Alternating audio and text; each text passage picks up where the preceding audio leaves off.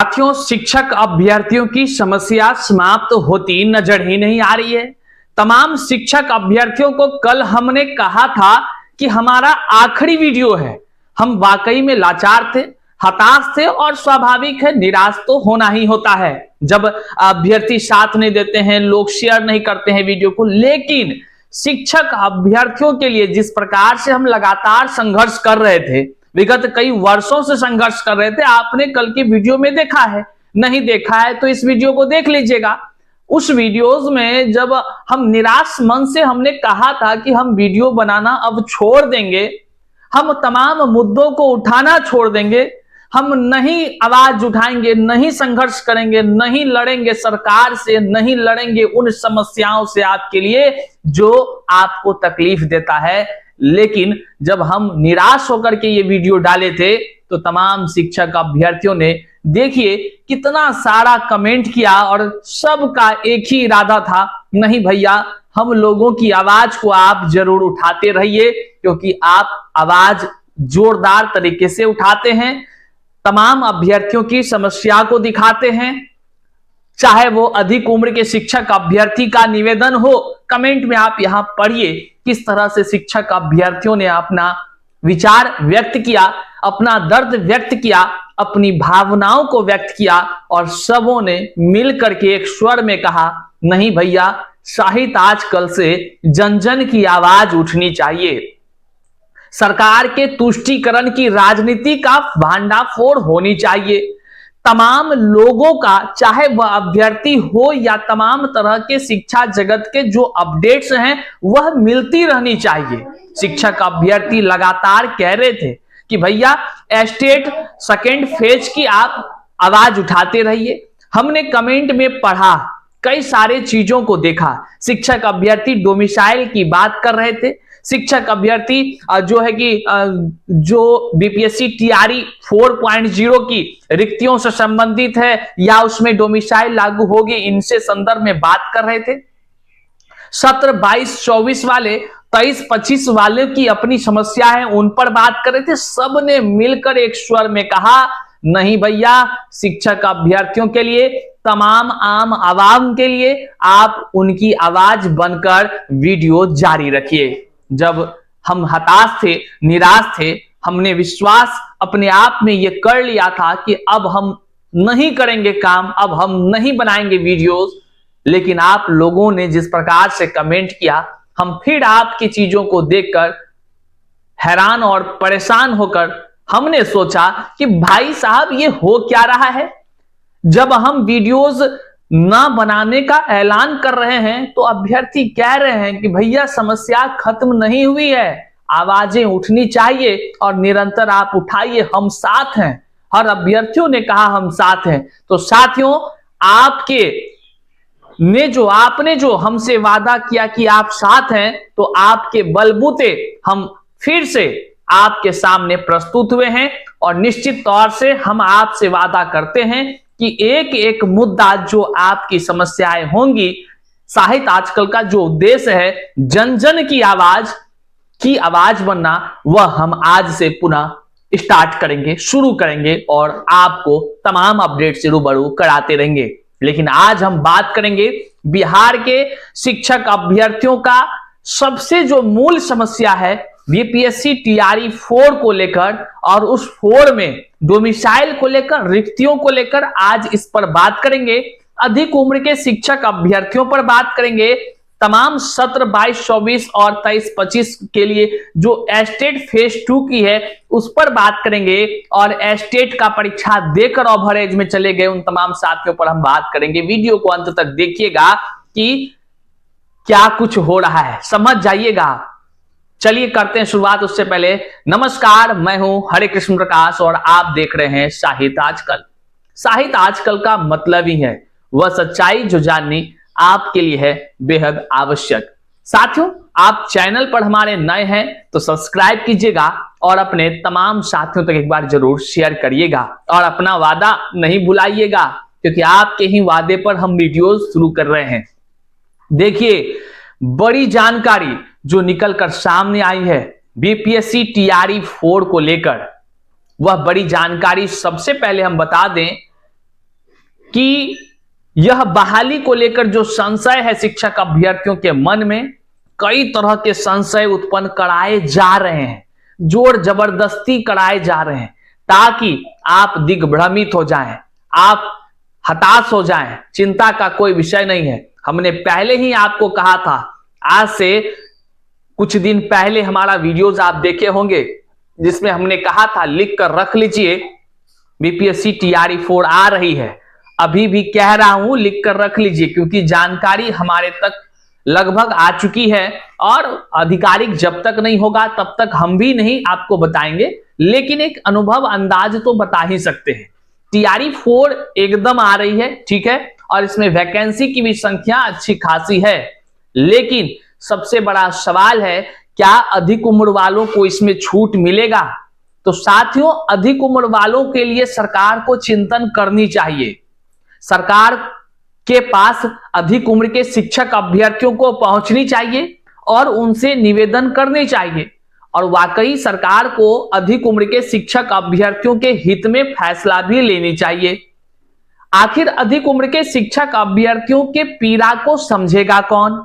Vote जब बिहार की जनता देती है तो यह उम्मीद से देती है कि तमाम सत्ताधिकारी उनके मनोभाव को समझेंगे और समझकर उनकी समस्याओं को हल करेंगे, लेकिन यहां इसके विपरीत देखने को मिलता है। कल एक दीदी हमें फोन की और वह कहती थी, रोने लगी, बड़ा दुख हुआ हमें। हम बार बार कहते हैं फोन जब भी कोई करिए, अगर आप मैसेज करते हैं तो आप मैसेज पर अपनी बात को रखिए, लेकिन अगर मैसेज करते हैं कि हमें बात करनी है और बात जब करते हैं अगर आप रोने लगते हैं, कितना दुख होता है आप समझ नहीं सकते हैं। आप अगर 5 मिनट रोते हैं तो हम आपके फोन के बाद 10 मिनट तक रोने का कह लीजिए कि पीड़ा से गुजरते हैं। इसलिए रोइएगा नहीं, तकलीफ हम समझ रहे हैं। अधिक उम्र के शिक्षक अभ्यर्थी खास करके काफी पीड़ा में, काफी तकलीफ में है। वे जब आंख से आंसू बहाने लगते हैं ना तो मन व्यथित हो जाता है, हताश हो जाते हैं कि भाई साहब क्या हो रहा है। मतलब इस तरह अन्याय शिक्षक अभ्यर्थियों के साथ। सरकार से हाथ जोड़कर निवेदन रहता है हमारा कि हुजूर कम से कम अधिक उम्र के शिक्षक अभ्यर्थियों को कुछ उनके बारे सोचिए, उनका सर्टिफिकेट कहां क्या करने के लिए रहेगा। सोचिए ना, इतने इतने बड़े बड़े उपलब्धि हासिल करना, फिर छोटा सा छोटा चीज के लिए जो है कि वो अधिक उम्र में चले जा रहे हैं और वो बैठ ही नहीं पाएंगे, कैसे क्या होगा। तो आपको हम आश्वस्त कर दे कि टीआरई 4 में अधिक उम्र वालों को छूट दिलाने का कानूनी जो रूपरेखा है उस पर पूरा काम चल रही है, उसमें कोई दो राय नहीं। लेकिन भौतिक रूप से भी शिक्षक अभ्यर्थियों को जो ओवरेज वाले हैं उसको तमाम सत्ताधिकारियों से अभी संपर्क बनाए रखने की जरूरत है। हो सकता है कि सरकार खुद ही छूट दे दे, हो सकता है कि सरकार अगर छूट ना दे तो हम लोग जो कोर्ट की प्रक्रियाओं को कर रहे हैं तो हो सकता है वहां से छूट मिल जाए, जैसा कि हमने टीआरई 1-2 के समय में दिलवाया था। हालांकि टीआरई 3 में भी आपको पता होगा हमारे द्वारा छूट हो चुकी थी, जजमेंट हुआ था, लेकिन शिक्षा विभाग समय का कमी के कारण से नहीं दी, क्योंकि परीक्षा ही अगले दिन था तो नहीं हो सका। लेकिन टीआरई 4 में पहले से तैयार, इसलिए हताश नहीं होना है, अपना काम करना है। हम बात करते हैं डोमिसाइल को लेकर। साथियों, सबसे बड़ा जो बिहार के हर एक बच्चों की मांग है डोमिसाइल। जानते हैं क्यों? देखिए, ये अखबार को देखिए, ये झारखंड सरकार का इसमें जो है कि वर्णन है। झारखंड का ये अखबार है, आप यहां देखिए किस प्रकार से वहां झारखंड में किसी भी बाहरी को नौकरी नहीं होने देने की बात कही जा रही है। इस अखबार से क्या सीख मिलता है? जब इसको आप अंदर तक जाएंगे और पढ़ेंगे ना तो इसमें देखने और पढ़ने को आपको मिलेगा। साथियों, इसमें झारखंड सरकार कहती है कि इससे पहले जो है कि 70-75% तक बाहरी एंट्री मार जाता था, अब हम उसको होने नहीं देंगे, हम 0 पर लाकर देंगे, 0 पर। फिर उन्होंने कहा बीच में 20-25% जाता था, नौकरी बाहरी ले लेता था, अब हम उसको 0 पर ला देंगे। मतलब कि झारखंड में कोई भी अदर स्टेट के लोग नौकरी नहीं कर सकेंगे। हालांकि झारखंड में पहले से भी नियम कायदे हैं, लेकिन बिहार में क्या है? बिहार में बाहर है, अब फलनामा का सरकार है, क्या कहिएगा। अब तो आश्चर्यचकित होता है। हम तमाम बिहार के नेताओं से भी कहना चाहते हैं, हुजूर अपना दृष्टि पटल को खोलिए और थोड़ा सा ये अखबार को पढ़िए। नेताजी लोग थोड़ा सीख लीजिए अपने पड़ोसी राज्य से कि कैसे अपने राज्य के बच्चों की चिंता की जाती है, कैसे अपने राज्य के लोगों को पहली प्राथमिकता दी जाने की कदम नेताओं के द्वारा उठाई जाती है। क्योंकि तमाम नियम कायदे तो नेतागण ही बनाते हैं। हम लोग या कोई भी पढ़ा लिखा लोग के बस में क्या है भैया, वोट देने के अलावा कुछ है नहीं है। हम लोग निवेदन कर सकते हैं नेताजी सबसे, हुजूर कह करके निवेदन कर ही सकते हैं कि हुजूर इस अखबार को पढ़कर डोमिसाइल नीति लागू करने पर विचार करिए। अरे बाहरी स्टेट वालों के लिए भी हमदर्दी दिखाइए। अगर आप दिखाते हैं तो कोई दिक्कत नहीं, हमें कोई अदर स्टेट से कहीं कोई दिक्कत नहीं है। लेकिन बिहार के बच्चों को अगर लाभ ना मिले, स्थानीय लोगों को अगर मौका ना मिले, दिक्कत है हुजूर। और आने वाले समय में विधानसभा की चुनाव है और चुनाव में फिर यही बच्चे, यही युवा, यही जनता क्या कुछ हिसाब करेगी। ये तो फिर वोट का रिजल्ट जब आता है तो पता चलेगा ही चलेगा। लेकिन इस पर सोचने की, चिंता करने की विषय है और बहुत जरूरत है वैसे नेताओं को, वैसे प्रवक्ता जी को। हम नाम नहीं ले रहे हैं, ध्यान दीजिएगा। नाम लेना शुरू करेंगे तो जन्म कुंडली निकल जाएगा नेताजी लोगों का। लेकिन बिहार के सम्मानित माननीय नेताजी हैं, जो लोग बयान देते हैं उनको यह अखबार पढ़नी चाहिए और इस अखबार पर अपनी प्रतिक्रिया देनी चाहिए। क्योंकि अपने ही बिहार में बाहर वालों को आकर के एकदम खूब नौकरियां दी गई है। कोई उसका रूपरेखा नहीं है कि क्या होनी चाहिए, क्या नहीं होनी चाहिए। हालांकि अब तक कोई आंकड़े भी निकलकर सामने नहीं आए हैं कि कितने लोगों को नौकरी मिली है जो अदर स्टेट वाले हैं, संख्या नहीं बताया गया है। चलिए, अब बीपीएससी शिक्षक बहाली को लेकर कहा जाता है कि टीआरई 4 यह मतलब कि चुनाव से पहले ये अंतिम प्रक्रिया है।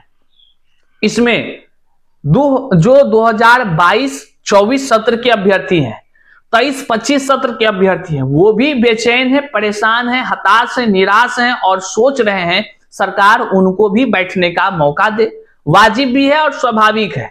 हर लोग आखिरी की बात सुनता है कहीं कि ये इस बार के बाद तो भैया क्या होगा, टीचर की बहाली आएगी कि नहीं बिहार में, तो लोग भी चिंतित है और वाजिब है, उसको मौका मिलनी चाहिए और उसके लिए सरकार को चिंतन करनी भी चाहिए। वहीं पर जो लोग एस्टेट का परीक्षा पास कर गया है, बड़ा गजब का बात है भैया, जो लोग एसटीटी का परीक्षा पास कर गया, वो लोग ओवर एज में आ गया, अब वो टीआरई 4 में बैठिए नहीं पा रहा है। बताइए ये कितना बड़ा मुश्किल है। तो चिंता नहीं करिए, जितने भी ओवर एज के शिक्षक अभ्यर्थी इस वीडियो को देख रहे हैं, आप हमारे इस व्हाट्सएप नंबर पर व्हाट्सएप कर दीजिएगा। आपकी समस्याओं का अच्छा से समाधान निकालने का पूरा तरीका अपनाया जा रहा है। हालांकि जो भी अपडेट्स होंगे हम आने वाले दिनों में जरूर आप तक पहुंचाते रहेंगे, क्योंकि आपने वादा किया है आप हमारा साथ देंगे। इस वीडियो को शेयर कर, लाइक कर, कमेंट कर, चैनल पर नए हैं तो सब्सक्राइब कर। तो हम आपकी आवाज जन जन तक दृढ़ संकल्पित होकर पहुंचाने के लिए एकदम तैयार हैं। मिलते हैं अगले वीडियो में, तब तक के लिए जय हिंद साथियों।